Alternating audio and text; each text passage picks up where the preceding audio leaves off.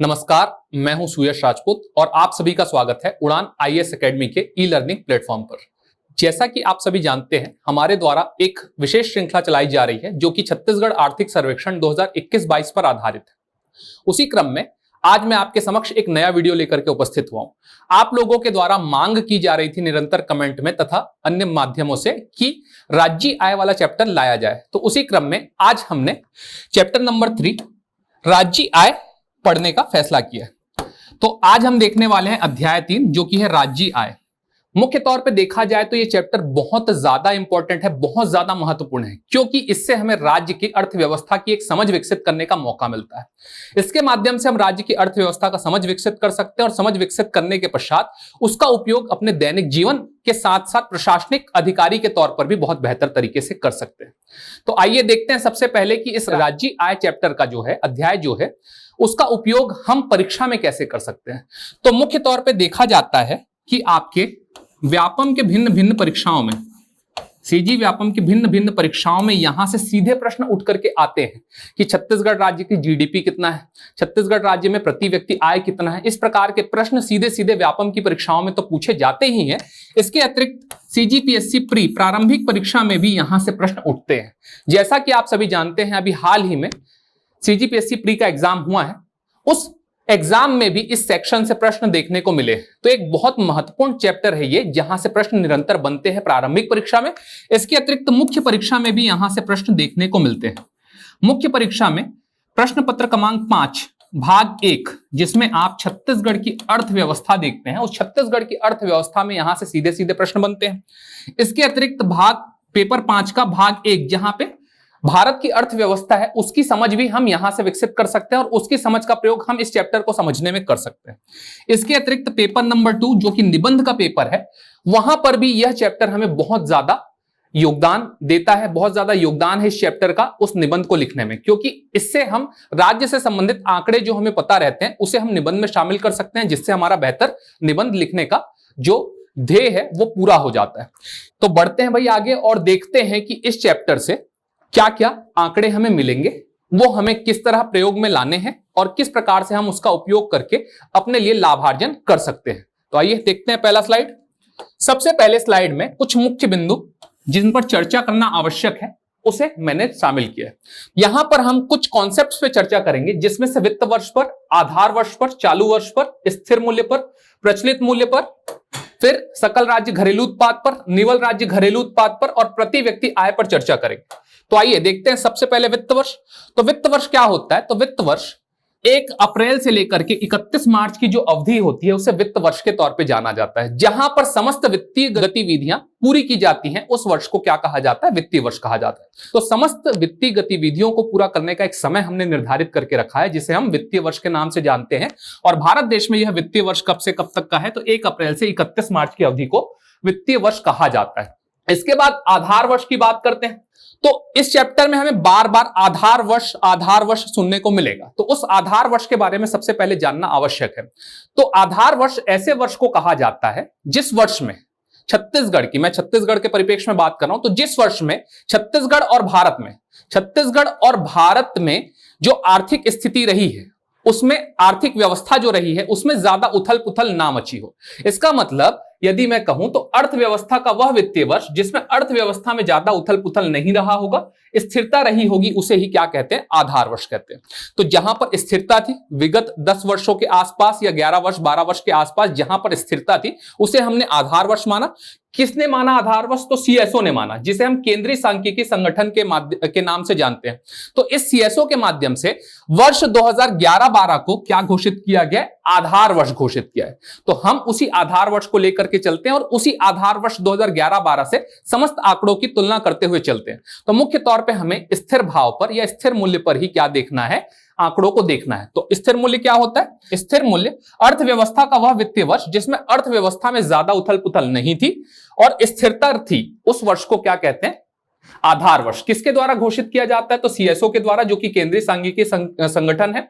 इस बार अर्थात अभी की स्थिति में कौन सा आधार वर्ष लिया जाता है? तो 2011-12। अब बात करते हैं अगले मुद्दे पर, अगले बिंदु पर, जो कि है चालू वर्ष। तो अगला बिंदु जो चालू वर्ष है, तो चालू वर्ष जो इस वर्ष अभी चल रहा है, जो वित्तीय वर्ष अभी चल रहा है, उसे कहते हैं चालू वर्ष। तो अभी हम आर्थिक सर्वेक्षण 2021-22 की बात कर रहे हैं। तो आर्थिक सर्वेक्षण जो आया है 2021-22 के लिए आया है, तो उसके लिए चालू वर्ष कौन सा रहेगा? 2021-22। बजट 2022-23 का आया है, क्योंकि बजट अगले साल का क्या है? अनुमान है, जबकि ये क्या है? पिछले वर्ष की समस्त गतिविधियों को यहां पर दर्शाया गया। तो चालू वर्ष किसे बोलेंगे? 2021-22 को।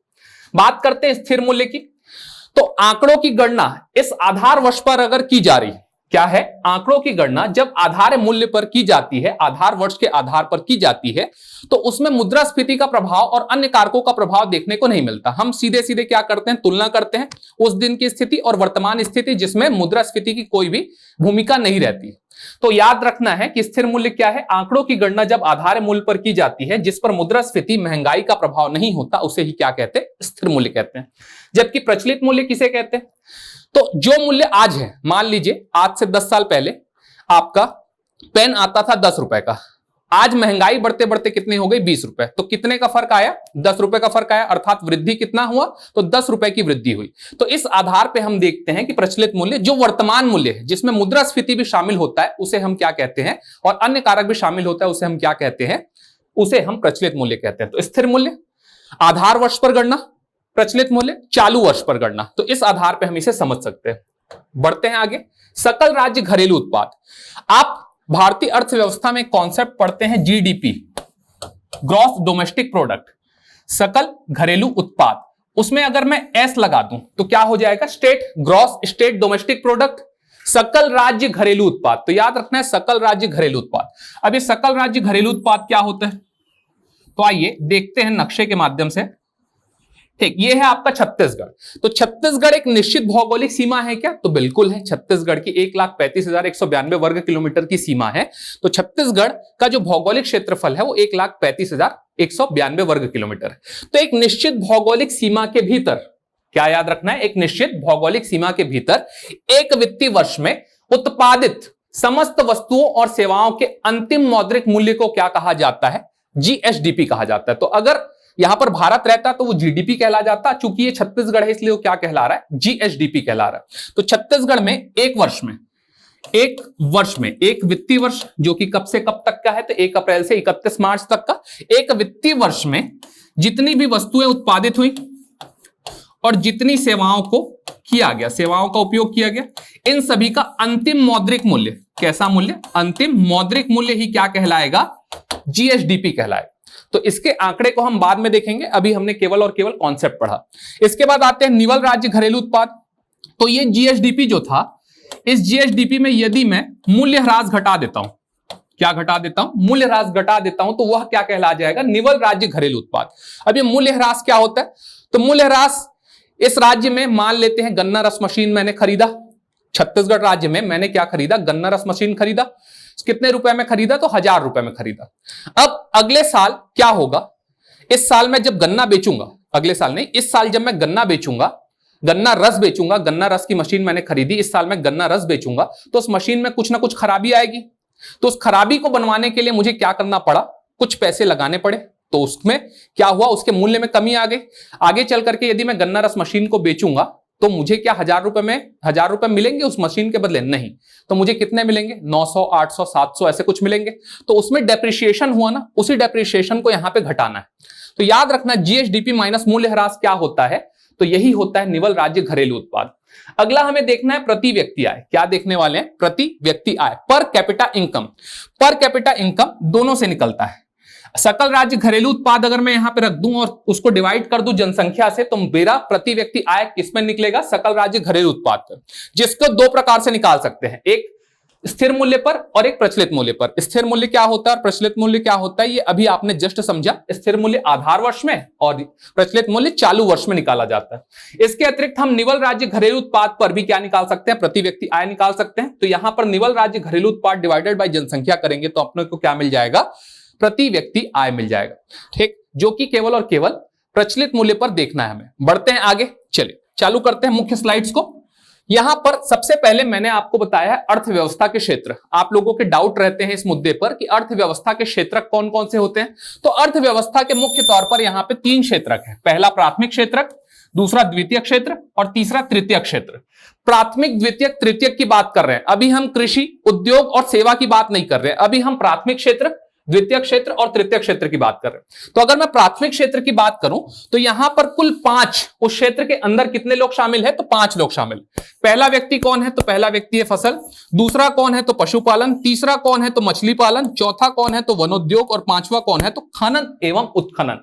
तो इस प्रकार हमें याद रखना है कि फसल, पशुपालन, मछली पालन, वनोद्योग और खनन और उत्खनन किसमें शामिल है? प्राथमिक क्षेत्र में शामिल है। इसमें याद रखिएगा ये जो 4 हैं ये कृषि कहलाते हैं और ये क्या कहलाता है? तो प्राथमिक क्षेत्र का उद्योग कहलाता है। खनन एवं उत्खनन क्या है? तो एक उद्योग है जिसे हम प्राथमिक क्षेत्र के उद्योग के तौर पे जानते हैं। अगले स्लाइड में इस पे चर्चा करेंगे।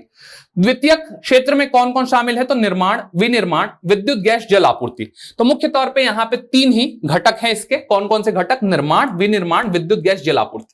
जबकि बात करी जाए सेवा सेक्टर की, सेवा क्षेत्र की, तृतीय क्षेत्र की बात करी जाए तो तृतीय क्षेत्र में आपके बहुत सारे हैं, लेकिन मैंने केवल और केवल 3 नाम लिखे हैं। लेकिन बहुत सारे सेवा, बैंकिंग सेक्टर भी इसी में आ जाता है, सारे के सारे वित्तीय संस्थान इसमें आ जाते हैं, लोक प्रशासन इसमें आ जाता है, परिवहन आ जाता है, रेलवे आ जाता है। इस प्रकार से अलग अलग प्रकार के क्षेत्र किसमें शामिल होते हैं? तृतीय क्षेत्र में शामिल होते हैं। तो यहां पे सबसे महत्वपूर्ण चीज जो समझना है वो प्राथमिक क्षेत्र के बारे में समझना है कि प्राथमिक क्षेत्र कृषि नहीं है।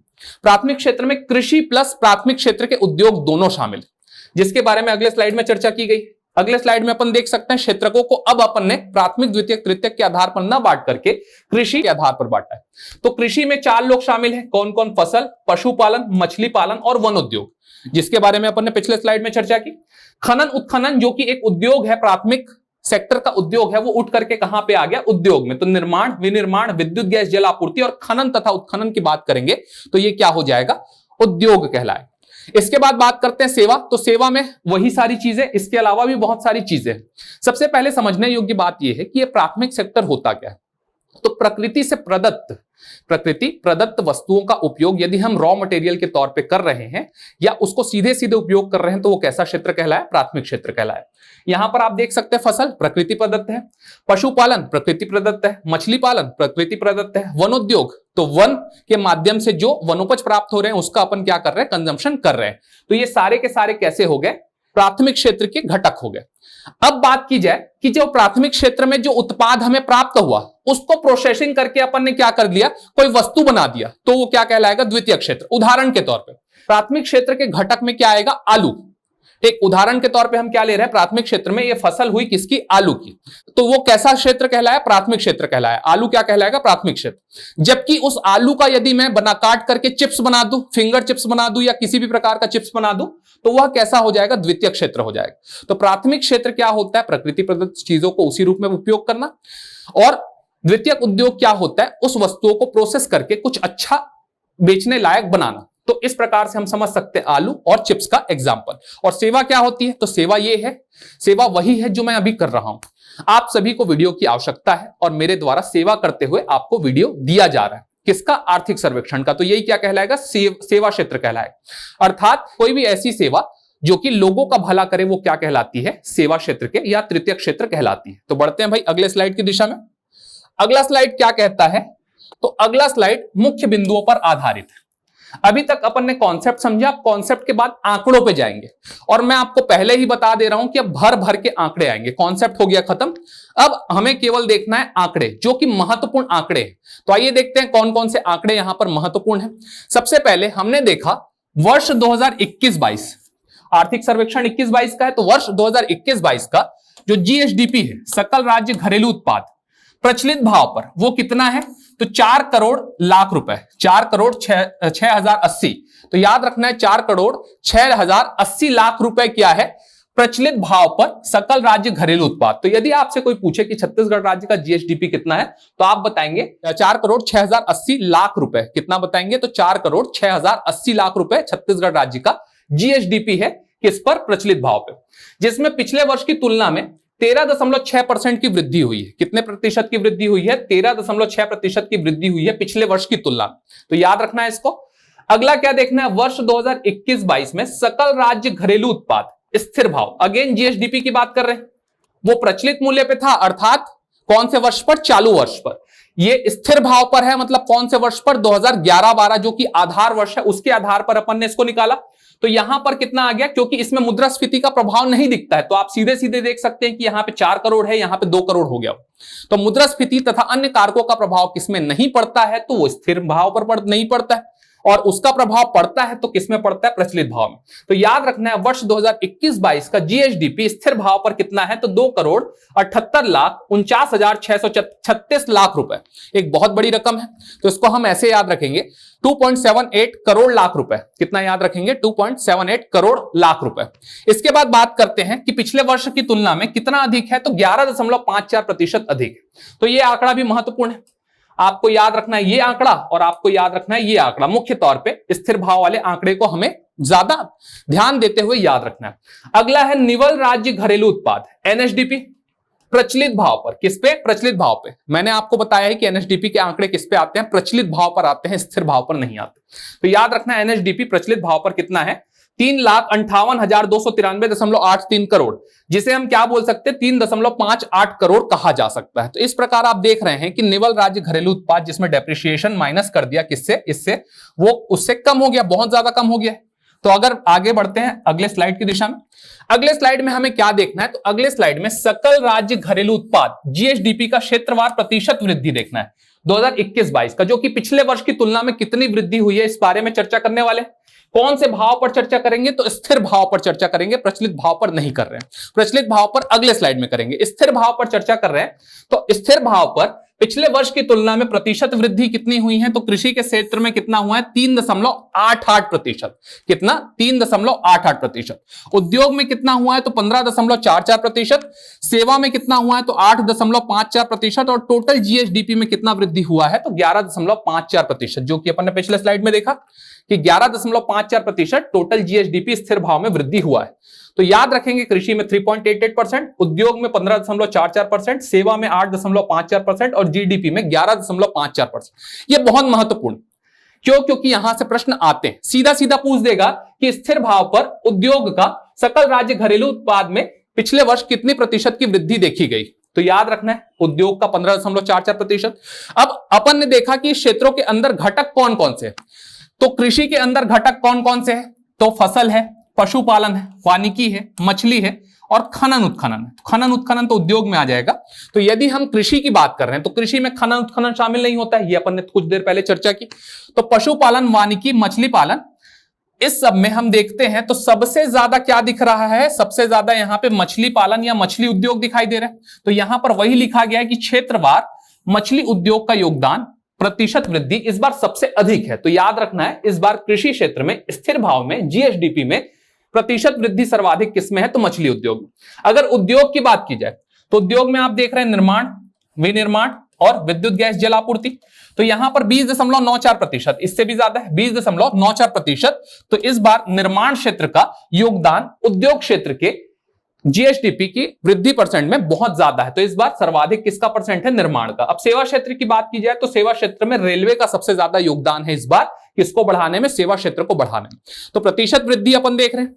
तो इस सारी चीजों को देखने के बाद अब बात करते हैं प्राथमिक क्षेत्र और द्वितीयक और तृतीय क्षेत्र की। तो प्राथमिक क्षेत्र में भी वृद्धि हुई होगी, द्वितीय क्षेत्र में भी वृद्धि हुई होगी और तृतीय क्षेत्र में भी वृद्धि हुई होगी। हमें प्राथमिक और कृषि, प्राथमिक क्षेत्र और कृषि में अंतर पता है। क्या पता है कि प्राथमिक क्षेत्र में खनन उत्खनन शामिल होता है और कृषि में खनन उत्खनन शामिल नहीं होता है। तो वहीं से आंकड़ा परिवर्तित होगा। इसका आंकड़ा था 3.88%, जबकि प्राथमिक क्षेत्र का आंकड़ा खनन उत्खनन के जुड़ने के पश्चात क्या बन गया, 8.60%। तो खनन उत्खनन क्षेत्र के वृद्धि दर के बढ़ने से प्राथमिक क्षेत्र की वृद्धि दर में भी क्या हो गई, वृद्धि हो गई। जबकि द्वितीय क्षेत्र 15.44 था, यहां से क्या हट गया, खनन उत्खनन हट गया, तो क्या हो गया, 14.99 हो गया। जबकि आप देखते हैं कि सेवा क्षेत्र पूरा का पूरा कॉमन है, तो सेवा क्षेत्र और तृतीय क्षेत्र में प्रतिशत वृद्धि लगभग समान है, लगभग क्या, सारे के सारे ही समान। तो इस प्रकार से हमने क्या देखा अभी, सकल राज्य घरेलू उत्पाद में स्थिर भाव पर क्षेत्रवार प्रतिशत वृद्धि। इसके बाद देखेंगे अब प्रचलित भाव पर क्षेत्रवार प्रतिशत वृद्धि। तो ये आंकड़ा देखना है हमें। तो फिर से वैसा ही आंकड़ा है, कृषि 8.93%, उद्योग 17.27%, सेवा 11.29%, जीएसडीपी 13.6%। अब बात की जाए तो यहां पर हम देख रहे हैं फसल, पशुपालन, मछली पालन। तो इसमें सबसे ज्यादा क्या दिखाई दे रहा है? पशुपालन। तो अगर मैं प्रचलित मूल्य की बात करूं, प्रचलित भाव की बात करूं, तो इस बार सबसे ज्यादा योगदान कृषि क्षेत्र में किसका है? तो वृद्धि दर में तो पशुपालन का। उद्योग की बात की जाए तो निर्माण, ये देखिए 23.43, तो 23.43% के साथ उद्योग क्या है? सबसे ज्यादा इसमें निर्माण का योगदान हमें देखने को मिल रहा है, जबकि सेवा क्षेत्र में रेलवे का योगदान सबसे अधिक है। तो रेलवे उसमें भी था, रेलवे इसमें भी है, निर्माण उसमें भी था, निर्माण इसमें भी है, उसमें मछली पालन था, इसमें पशुपालन आ गया। अब बात की जाए अगर प्राथमिक द्वितीयक तृतीयक क्षेत्र की, जो कि वही कॉन्सेप्ट है, तो यहां पे कृषि में 8.93 था, खनन जुड़ने से कितना हो गया? 10.99% हो गया। द्वितीयक क्षेत्र में वहां पे उद्योग में 17.27 था, जिसमें खनन उत्खनन घटने से क्या हो गया? 17.71% हो गया। तृतीय क्षेत्र का समान ही होगा, 11.2 वहां पे भी है, 11.2 यहां पर भी है। तो याद रखना इस प्रकार से सारी की सारी चीजों को कि भाई ये क्या है? वृद्धि दर की बात की। अभी पिछले वर्ष अगर 10 था और इस बार 20 हो गया, तो कितने प्रतिशत की वृद्धि हो गई? 20 - 10 डिवाइडेड बाई 10 इंटू 100, तो कितने प्रतिशत की वृद्धि हुई है? 100% की वृद्धि। तो उसी प्रकार हमने निकाला कि यहां पर पिछले वर्ष की तुलना में इस वर्ष कितने प्रतिशत की वृद्धि हुई है। बढ़ते हैं अगले स्लाइड की दिशा में। अगला स्लाइड किस बारे में बताता है? तो सकल राज्य घरेलू उत्पाद जीएसडीपी के प्रतिशत हिस्सा, भागीदारी या योगदान। अब किस बारे में बात कर रहे हैं? प्रतिशत हिस्सा, भागीदारी या योगदान के बारे में बात कर रहे हैं। कितना योगदान है? अभी हम परसेंट वृद्धि के बारे में बात किए थे कि पिछले वर्ष की तुलना में इस वर्ष कितना वृद्धि हुआ। अब बात कर रहे हैं परसेंटेज, इस बार कितना योगदान रहा है किसका? जैसे 100% है तो 100% में 50% इसका, 32% इसका, 16% इसका। यदि मैं आपको यहां पे एक डायग्राम बना के बताऊं, ठीक, तो हम यहां पर देख रहे हैं उद्योग 50.61%, सेवा क्षेत्र 32.66% और कृषि क्षेत्र 16.73%। तो इस प्रकार आप पाते हैं कि कृषि क्षेत्र का योगदान इस बार सबसे कम है, जो कि आपके प्राइमरी सेक्टर का एक हिस्सा है। सेवा क्षेत्र का योगदान इस बार नंबर 2 पे है, जो कि 32 नंबर, और उद्योग क्षेत्र का योगदान इस बार सबसे अधिक है, जो कि है 50.61%। तो इसे हमें याद रखना है भाई कि इस बार स्थिर भाव पर, कौन से भाव पर? स्थिर भाव पर कृषि कितना? 16.73%, उद्योग कितना? 50.61 और सेवा कितना? 32.66। याद रखिए पीएससी मेंस 2019 की परीक्षा में प्रश्न पूछा था कि इन तीनों के बारे में बताइए। पीएससी 2021 प्री की परीक्षा में इस बारे में पूछा था, जिसमें गलत आंसर लिया गया था। अब सुधार दिया गया है या नहीं मुझे नहीं पता, लेकिन गलत आंसर लिया गया था। तो याद रखना है कृषि का 16.73%, उद्योग का 50.61% और सेवा का 32.66%। इसको लिख करके ये वाला डायग्राम बनाने से हमें 2 नंबर की प्राप्ति हो जाती है। तो याद रखना है 2 नंबर का प्रश्न आया था यहां से पीएससी मेंस 2019 में। तो बढ़ते हैं आगे। अब पर्टिकुलर बात की जा रही है कृषि क्षेत्र की। तो कृषि क्षेत्र में देखिए फसल का योगदान कितना है? 1.09, पशुपालन का कितना है? तो 1.63, वानिकी का कितना है? 2.74 और मछली का कितना है? 2.27। उद्योग की बात की जाए तो उद्योग में हम देखते हैं कि 10.36, 20.38, 10.11, ठीक, इतना दिया हुआ है। तो सबसे ज्यादा किसका दिख रहा है? विनिर्माण का दिख रहा है, कितना है? 20.38, और विद्युत गैस जल आपूर्ति का 9.77 है। सबसे ज्यादा किसका दिख रहा है? विनिर्माण का। तो याद रखना है विनिर्माण 20.38। इसके बाद सेवा क्षेत्र में अगर हम देखते हैं तो अन्य सेवाएं जो हैं उसका सबसे ज्यादा योगदान है, यहां पे नहीं लिखा हुआ है। तो अन्य सेवाओं का सबसे ज्यादा योगदान हमें कहां पर देखने को मिल रहा है? सेवा क्षेत्र में देखने को मिल रहा है। तो थोड़ा सा इसको याद रखेंगे। इसके बाद बात करते हैं प्राथमिक क्षेत्र, द्वितीय क्षेत्र और तृतीय क्षेत्र की। तो प्राथमिक क्षेत्र में क्या जुड़ जाएगा? तो आपके 16.73 में 10.36 जुड़ जाएगा, तो वो क्या बन जाएगा? 27.08। द्वितीय क्षेत्र में क्या घट जाएगा? तो 50.61% था, उसमें से 10.36 घटा देंगे तो कितना हो गया? 40.25 हो गया। और तृतीय क्षेत्र तो वैसे का वैसे कॉमन है, 32.66 और अभी भी 32.66। तो बढ़ते हैं अगले स्लाइड में, जहां पे हम देखेंगे प्रचलित भाव पर वही सेम चीज, लेकिन इस बार प्रचलित भाव पर देखेंगे। वो कौन से भाव पर था? स्थिर मूल्य पर था। तो याद रखना है सकल राज्य घरेलू उत्पाद का प्रतिशत हिस्सा, भागीदारी, योगदान 2021-22 प्रचलित भाव पर। तो अगेन यहां पर मैं वही वाला चार्ट बनाता हूं, ठीक। यहां पे हम देखते हैं कि 21.82% हिस्सा किसका है? तो कृषि का है, ठीक। उसके बाद हम देखते हैं कि 35.39% हिस्सा किसका है? तो आपके सेवा क्षेत्र का है। इसके बाद हम देखते हैं आपका उद्योग का कितना है 42.79%। तो 42.79% के साथ हम देखते हैं उद्योग। तो इस प्रकार हम देख रहे हैं कि 42.79% उद्योग, 21.82% कृषि, 35.39% सेवा का योगदान इस बार के जीएसडीपी में है। वो भी कौन से भाव में, प्रचलित भाव में। तो याद रखना है ये सारी चीजें। अब यहां पर देखते हैं भाई फसल, पशुपालन, वानिकी और मछली पालन। तो यहां पे सबसे ज्यादा किसमें दिखाई दे रहा है, फसल। तो यहां पे याद रखना है फसल। तो उस वाले में गलती से यहां का फसल लिखा गया पिछले स्लाइड में, तो उसको आप नेग्लेक्ट करेंगे, वहां पे वानिकी याद रखेंगे, यहां पे फसल याद रखेंगे। उद्योग सेक्टर में हम क्या देखते हैं 7.14, 15.82, 12.80 और 7.02। तो यहां पे याद रखना है विनिर्माण, जिसका क्या है 15.82। सेवा क्षेत्र में किस बारे में बात करेंगे, अन्य सेवाओं के बारे में। तो सबसे ज्यादा योगदान कौन से क्षेत्र का है, तो अन्य सेवाओं का योगदान है। उद्योग में विनिर्माण का है और कृषि में फसलों का है। यदि प्राथमिक क्षेत्र की बात की जाए, प्राथमिक क्षेत्र में कृषि के 21.89 में क्या जोड़ देंगे 7.14, तो क्या आ गया 28.96। उद्योग के 42.79 में क्या घटा देंगे, तो 7.14, तो क्या आ गया 35.65। और तृतीय क्षेत्र तो 35.39 था ही। अब जीएसडीपी की बात करें तो 13.6% का योगदान इस बार देखने को मिल रहा है। बढ़ते हैं थोड़ा सा आगे अगले स्लाइड की दिशा में। अगला स्लाइड औसत वृद्धि दर्शा रहा है किस बारे में, स्थिर भाव के बारे में। तो थोड़ी सी चर्चा कर लेते हैं हम। स्थिर भाव मतलब 2011-12 की बात कर रहे हैं, ठीक। और चालू वर्तमान में कौन से सन की बात कर रहे हैं, 2021-22। तो एक वस्तु थी जिसमें हमने 100 रुपए में खरीदा था, या मान लीजिए छत्तीसगढ़ राज्य की जीएसडीपी उस जमाने में कितनी थी, तो 100 रुपए थी। उस 100 रुपए में 3 सेक्टर हैं, कृषि, ठीक, उद्योग और सेवा।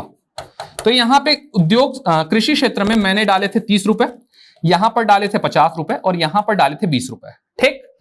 इस प्रकार हमने देखा 100 रुपए में से 30 रुपए कृषि, 50 रुपए उद्योग और 20 रुपए सेवा में किया था। आज छत्तीसगढ़ राज्य की जीएसडीपी कितनी है, तो 200 रुपए मान लेते हैं उदाहरण के तौर पे, आप उसको लाख करोड़ भी ले सकते हैं। 3 सेक्टर में बांटे फिर से, तो कृषि क्षेत्र में आया 60, इसमें आया 100 और इसमें आया 40। तो इस प्रकार हम पाते हैं कि 60, 100 और 40 इस बार कृषि, उद्योग और सेवा क्षेत्र में देखने को मिल रहे हैं। तो अब वृद्धि कितनी हुई, तो 200, ये वाला 200 माइनस ये वाला 100 डिवाइडेड बाय 100, ये वाला ही 100 इंटू 100, ठीक। 200 में से 100 गया, बचा 100, 100 कटा, बचा कितना 100%। तो कितने जीएसडीपी में कितने प्रतिशत की वृद्धि हुई, तो 200 रुपए की। अभी हम केवल और केवल वृद्धि परसेंट की बात कर रहे हैं, ठीक। इसके बाद क्या देखा हमने कृषि के क्षेत्र में, तो कृषि के क्षेत्र में अभी 60 रुपए है, पहले कितना था 30 रुपए, डिवाइडेड बाई वही पुराना वाला 30 रुपए और इंटू 100। तो 30, 60 माइनस 30 30 और 30/30 30 शून्य। तो याद रखना है कि 100% की वृद्धि कहां पर भी हुई, कृषि क्षेत्र में वृद्धि हुई। तो ये किसकी बात कर रहे हैं अपन, जो पिछले स्लाइड में देखे थे ना, ये वृद्धि, ये तो भागीदारी। इसके पिछले स्लाइड में अपन ने जो प्रतिशत वृद्धि देखी थी उसे कैसा निकाला जाता है, इस बारे में अपन ने अभी चर्चा की। अब बात करते हैं भाई कि किस बारे में, तो अब बात करते हैं हम औसत वृद्धि स्थिर भाव पर। किस बारे में बात करने वाले हैं, औसत वृद्धि स्थिर भाव पर। तो मुख्य तौर पे 2011-12 से लेकर के 2021-22 तक के बहुत सारे वर्ष आए होंगे, ठीक। और उस वर्ष में बहुत सारे जीएसडीपी का परसेंट आया होगा, औसत वृद्धि का परसेंट आया होगा। तो मैं यहां पर क्या देख रहा हूं, 2016-17 से लेकर के 2020-21 तक, कब से कब तक, 2016-17 से लेकर के 2020-21 तक के जितने भी वृद्धि दर थे उन सभी का औसत देखने वाला हूं। तो सभी का औसत निकालते हैं, उस औसत वृद्धि को यहां पर देखेंगे। और सबसे सर्वाधिक वृद्धि कब थी, ऋणात्मक वृद्धि कब थी, सर्वाधिक वृद्धि कब थी, ऋणात्मक वृद्धि कब थी, इस बारे में चर्चा करेंगे। किस बारे में, वृद्धि, वो भी कैसी वृद्धि, औसत वृद्धि। कितने वर्ष की, तो 5 वर्ष की, 2016-17 से 2020-21, 5 से 6 वर्ष जो है 16-17 से 20-21 का, उसके बारे में हम चर्चा करने वाले हैं। तो आइए देखते हैं भाई। सबसे पहले हम देखते हैं यहां पर कृषि क्षेत्र की। 2016-17 से लेकर के 2020-21 तक के कृषि क्षेत्र में 5.09% की औसत वृद्धि हुई है। यहां से प्रश्न पूछता है, तो इसको बहुत महत्वपूर्ण तरीके से याद रखना है कि कृषि क्षेत्र में विगत 2016-17 से 2020-21 के बीच 5.09% की औसत वृद्धि हुई है। जहां पे सर्वाधिक वृद्धि कहां पर हुई थी, तो 2016-17 में, और ऋणात्मक वृद्धि कब हुई थी, तो 2017-18 में। इसके बाद उद्योग क्षेत्र की अगर बात की जाए, तो उद्योग क्षेत्र में औसत वृद्धि कितनी है, तो 6.56। हम बात कर रहे हैं स्थिर भाव पे, है ना, याद रखिएगा। तो उद्योग क्षेत्र में 6.56% की वृद्धि औसत वृद्धि है, जबकि सर्वाधिक वृद्धि हुई थी 18-19 में और ऋणात्मक वृद्धि हुई है 20-21 में। तो याद रखना 20-21 में ऋणात्मक वृद्धि देखने को मिली थी। सेवा क्षेत्र, तो सेवा क्षेत्र में 5.04%, याद रखेंगे कितना, 5.04%, जहां पे सर्वाधिक वृद्धि 2021-22 में अर्थात इस साल हुई है और ऋणात्मक वृद्धि 2020-21 में हुई थी। कोरोना काल के कारण बहुत सारी चीजें बिगड़ी थी, तो उसी दौर का ये वही दौर है जहां पर ऋणात्मक वृद्धि देखने को मिलेगी कोरोना काल में। अगर टोटल ओवरऑल जीएसडीपी की बात करें तो ओवरऑल जीएसडीपी में 5.92% की औसत वृद्धि देखी गई है, जहां पे सर्वाधिक वृद्धि 2016-17 में और ऋणात्मक वृद्धि 2020-21 में देखने को मिली थी, अगेन कोरोना के कारण। बढ़ते हैं अगले स्लाइड की दिशा में। अगला स्लाइड प्रति व्यक्ति आय के बारे में बताता है, जिस बारे में हमने सबसे शुरुआत में चर्चा की थी, प्रति व्यक्ति आय। तो प्रति व्यक्ति आय मैंने आपको बताया था कि प्रति व्यक्ति आय सकल राज्य घरेलू उत्पाद जीएसडीपी डिवाइडेड बाई जनसंख्या से निकलेगा, ठीक, प्रचलित भाव पे। तो प्रचलित भाव पे यहां पर जीएसडीपी डिवाइडेड बाई जनसंख्या से स्थिर भाव पर निकलेगा, जब हम स्थिर भाव का जीएसडीपी रखेंगे, और यहां पे निवल राज्य घरेलू उत्पाद पे प्रचलित भाव पे क्या निकलेगा, आपका प्रति व्यक्ति आय निकलेगा। तो प्रति व्यक्ति आय 3 प्रकार से निकलेगा, स्थिर भाव, प्रचलित भाव जीएसडीपी और एनएसडीपी में प्रचलित भाव पर। तो मुख्य तौर पे हमें क्या याद रखना है, इसको याद रखना है सबसे महत्वपूर्ण। उसके बाद किसको याद रखना है, तो इसको याद रखना है। उसको याद नहीं भी रखते हैं तो काम बनेगा, और रखते हैं तो बहुत अच्छी बात। तो याद रखना है कि इस बार का प्रति व्यक्ति आय निवल राज्य घरेलू उत्पाद प्रचलित भाव पर कितना है, तो 1,18,401 रुपए, जिसमें पिछले वर्ष की तुलना में 11.93% की वृद्धि देखी गई। क्या याद रखेंगे, 11.93% की वृद्धि देखी गई है पिछले वर्ष की तुलना में। 1,18,401 रुपए इस बार प्रति व्यक्ति आय है निवल राज्य घरेलू उत्पाद पर, जबकि सकल राज्य घरेलू उत्पाद पर स्थिर भाव पर कितना है, तो 92,031 रुपए, जिसमें 9.77% की वृद्धि हुई थी। इसके बाद 1,32,203 रुपए किस पर है, तो सकल राज्य घरेलू उत्पाद के प्रचलित भाव पर, जहां पे 11.8% की वृद्धि देखी गई। ठीक, आशा करता हूं कि आप सभी को यह चैप्टर समझ में आया। आप लोगों की मांग थी कि यह चैप्टर लेकर के आया जाए, तो उसी क्रम में आज मैंने आप सभी के समक्ष यह चैप्टर रखा है, यह अध्याय रखा है। आशा करता हूं कि बहुत अच्छे से समझ में आया होगा, सारी की सारी चीजें क्लियर हुई होंगी। इतने आंकड़े पर्याप्त हैं, इतने आंकड़े पर्याप्त है जो कि आपके परीक्षा में आपको सहयोग कर सकते हैं, खास करके मुख्य परीक्षा में, प्रारंभिक परीक्षा में तथा व्यापम की परीक्षाओं में। इसके पश्चात हम देखने वाले हैं प्रश्नोत्तरी, जो कि इस चैप्टर से संबंधित है। तो जब प्रश्न तो बहुत सारे बन सकते थे, इतने सारे आंकड़े हैं कि मैं यहां से कम 25 से 30 प्रश्न बना सकता था, लेकिन मैंने एक छोटा सा सेट ही यहां पर रखा है, जिसमें से 6 से 7 क्वेश्चन अपन देखते हैं। तो आइए सबसे पहले देखते हैं वर्ष 2021-22 में छत्तीसगढ़ का निवल राज्य घरेलू उत्पाद एनएचडीपी की बात कर रहे हैं। एनएचडीपी पर प्रचलित भाव पर प्रति व्यक्ति आय कितना है। जस्ट पिछले स्लाइड में हमने पढ़ा एनएचडीपी प्रचलित भाव पर ही आता है, और कितना था, 1,18,401 रुपए था। तो ये सिंपल सा प्रश्न है, 1,18,401 रुपए, 92,031 तो आपका जीएसडीपी पर था, स्थिर भाव पर।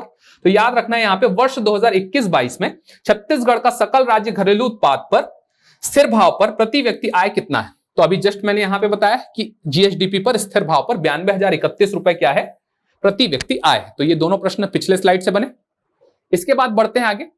वर्ष 2016-17 से 21-22 के मध्य स्थिर भाव पर कृषि एवं संबद्ध क्षेत्र में कितनी औसत वृद्धि देखी गई है। किसमें, कृषि और संबद्ध क्षेत्र में कितनी औसत वृद्धि देखी गई है। तो यहां पर देख रहे हैं 5.09%, कृषि क्षेत्र में 5.09% की क्या देखी गई है, औसत वृद्धि देखी गई है। तो क्या ऑप्शन में दिख रहा है, तो हाँ बिल्कुल दिख रहा है, 5.09%। अगला प्रश्न है वर्ष 2020-21 में सकल राज्य घरेलू उत्पाद में स्थिर भाव पर कृषि क्षेत्र में सर्वाधिक भागीदारी किसकी। तो सर्वाधिक भागीदारी किस पर, स्थिर भाव पर। तो याद रखना स्थिर भाव पर सर्वाधिक भागीदारी किसकी है, तो उद्योग की है क्या, या कृषि क्षेत्र पूछ रहा है, तो कृषि क्षेत्र में किसकी है, तो वानिकी पर। तो यहां पर हम देखते हैं उस स्लाइड को जहां पे प्रश्न पूछा गया है। तो वर्ष 2020-21 में सकल राज्य घरेलू उत्पाद में स्थिर भाव पर कृषि क्षेत्र में सर्वाधिक भागीदारी किसकी है, तो वनोद्योग की है। तो याद रखना है वनोद्योग। वर्ष 2020-21 में सकल राज्य घरेलू उत्पाद में स्थिर भाव पर प्राथमिक क्षेत्र की कितनी भागीदारी रही। क्या वो 35% है, नहीं। क्या वो 35% है, नहीं। क्या वो 33% है, नहीं। तो वो कितना है, 27.08%। तो इसको अपने को याद रखना है। अगला प्रश्न है सकल राज्य घरेलू उत्पाद जीएसडीपी में प्रचलित भाव पर कृषि क्षेत्र में कितने प्रतिशत की वृद्धि हुई है। तो हमने देखा था कि 17 की वृद्धि तो नहीं है, 11% की वृद्धि भी नहीं है, 13 की वृद्धि भी नहीं है। तो कितने प्रतिशत की वृद्धि देखने को मिली थी, 8.93% की वृद्धि हमें देखने को मिली थी। इस प्रकार हमने देखा कुछ प्रश्न जो कि बहुत ज्यादा आंकड़े पर आधारित है और ऐसे ही प्रश्न परीक्षा में पूछे जाते हैं निरंतर। तो ऐसे प्रश्नों की तैयारी हम कहां से कर सकते हैं? इस वीडियो के माध्यम से कर सकते हैं। एक प्रॉपर नोट्स अगर तैयार कर लें तो उस नोट्स के माध्यम से हम क्या कर सकते हैं, बहुत अच्छे तरीके से तैयारी कर सकते हैं और परीक्षा में अधिक से अधिक अंक प्राप्त कर सकते हैं और अपने सिलेक्शन की पुष्टि कर सकते हैं। तो यदि आपको सिलेक्शन चाहिए तो यह चैप्टर आपके लिए बहुत ज्यादा महत्वपूर्ण है, चाहे वो मुख्य परीक्षा हो पीएससी की, चाहे वो प्रारंभिक परीक्षा हो, यहां से निरंतर प्रश्न पूछे ही जाते हैं। तो मिलते हैं अगले वीडियो में, तब तक के लिए बहुत बहुत धन्यवाद।